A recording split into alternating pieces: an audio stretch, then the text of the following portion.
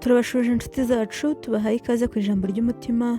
Ni channel yacu ibagezaho ibiganiro bitandukanye, inkuru z'inkundo zabayeho zasigiye abandi ubuzima ndetse n'inyigisho muri rusange. Tubagezaho kandi ibyegeranyo bitandukanye, inkuru ziba ziri gutrendinga ku mbuga nkoranyambaga ndetse n'ibindi byose bitandukanye bishobora kuba byaduhuza bikaduha isomo ry'ubuzima.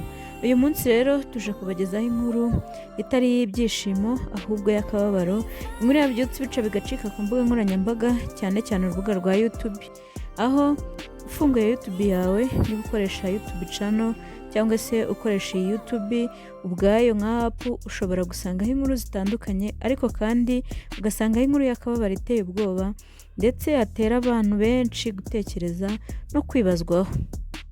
Ni umuhanzikazi nyarwanda ukomeje kugarukwaho ku mbuga nkoranyambaga cyane YouTube bitewe n'ibyo yitangarije ku rubuga rwe rwa Instagram. Ni Ishimwe Vestine, umuvandimwe wa Kamikazi Dorcas, abahanzi nyarwanda bakunzwe cyane muri gospel kandi batanga icyizere yuko bazagera kure. Ni nyuma yuko uyu Vestine avuye mu bukumi cyangwa se asezeye ubukumi, akabana n'uwo yihebeye Idrissa babanye igihe kitageze no ku mezi 3 cyangwa se kitarenze amezi 3. Ni inkuru y'akababaro itewe n'ibyo yitangarije ubwo ku rubuga rwe rwa Instagram. Abenshi mwagiye mubibona ku mbuga nkoranyambaga ndetse bigaragaza yuko yaba ari mu buzima bubi butandukanye bitewe n'ibyo yatangaje. Ishimwe Vestine ni umuvukanyi wa Kamikazi Dorcas, aherutse gutangaza yuko aramutse abonye ko Kamikazi cyangwa se Dorcas murumuna we yashatse cyangwa se yaba yashinze urugo hakiri kare yamumerera nabi. Ibi byatangaje abantu benshi, imvugo zicika ururondogoro ndetse benshi batangira kuvuga yuko uyu mukobwa w'umunyarwandakazi ashobora kuba abayeho ubuzima atifuza. Abenshi babivugaga babitewe n'uko yumvikanye ari kubuza murumuna we kuba yashaka. Abenshi bati ese kubera icyamubuza kandi we yarashatse, ndetse na manager wabo icyo kibazo yarakimubajije ari we Irene Murindahabi, ati wowe ko wahisemo kugenda ucyumva ko murumuna we batagenda.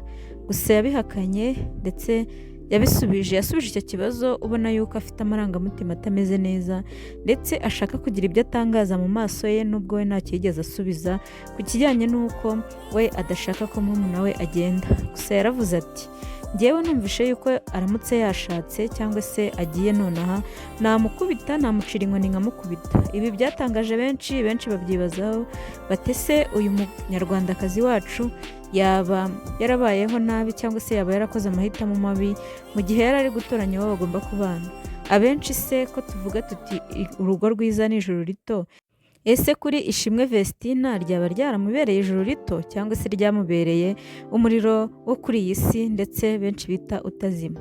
Uyu munsi tugiye kugaruka ku magambo yitangarije ndetse turebere hamwe niba koko ibiri kuvugwa ari ukuri. Uyu munsi Ishimwe Vestine wamamaye cyane muri lebo ya Dorcas na Vestine bamanajingwa na Irene Murindahabi, ni abakobwa beza kandi bakunzwe mu gihugu cy'u Rwanda. Bakunda imiririmbire yabo myiza ndetse n'uburyo batondeka amagambo y'ihumure. Abenshi bumva amagambo yabo bari bahungabanye ndetse bagatuza.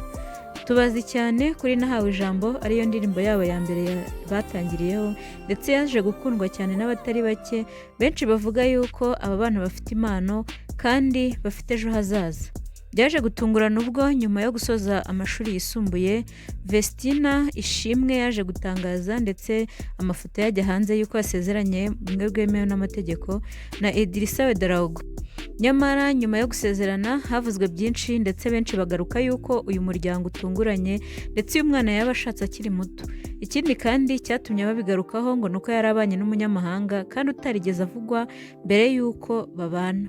Ikindi kandi abenshi bagarukagaho yuko yaba amukurikiye amafaranga cyangwa se yaba afite ikindi akurikiye atari urukundo gusa.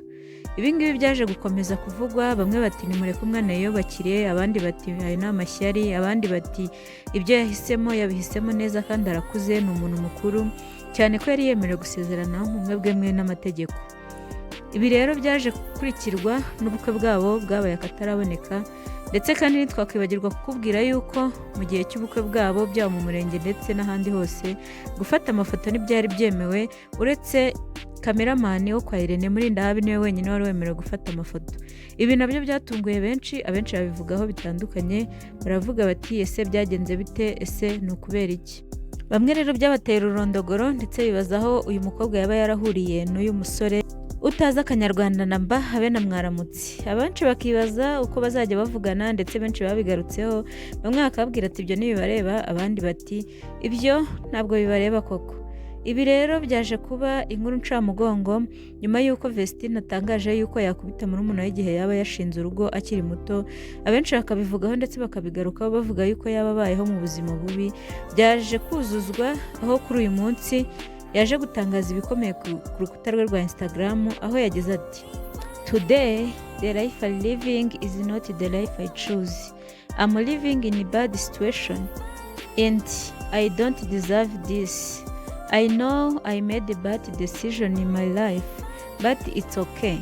God allows something to happen, so we can learn. I have learned a lot.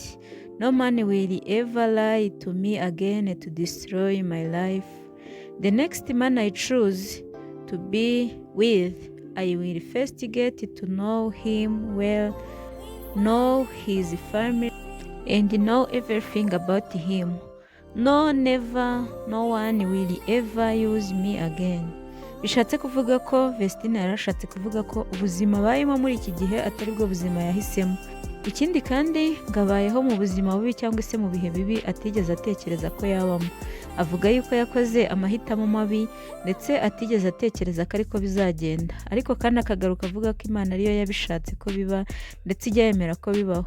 Ariko agavuga amagambo asa nk'uwicuza avuga ati nta wundi mugabo uzongera kumbeshya agamije kunyangiriza ubuzima.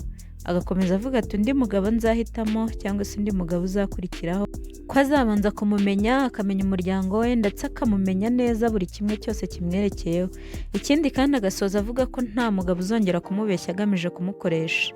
Ibi byatangaje benshi ndetse ubutumwa bwe bwatangaje benshi, bavuga bati ese urugo rwabo rwaba rusenyutse rutaramara hafi n'amezi 4 byibura, kuko ubaza umunsi ku wundi kugeza igihe bamaranye kugeza kuri uyu munsi yatangajeho ibi ngibi, ubaza umunsi ku wundi wasanga nta n'iminsi 140 baba babanye nayo ntigezemo.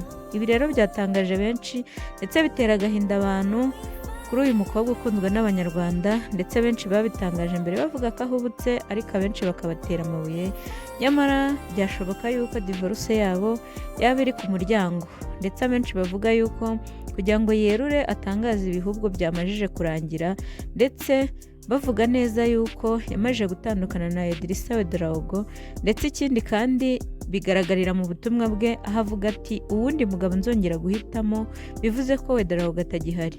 Avuga ati uwundi mugabo nzongera guhitamo ntabwo azongera kumbeshya, ndetse nzabanza mumenye neza, menye ibimwerekeyeho, menye uwo ari we, menye byose bigiye bitandukanye kuri we.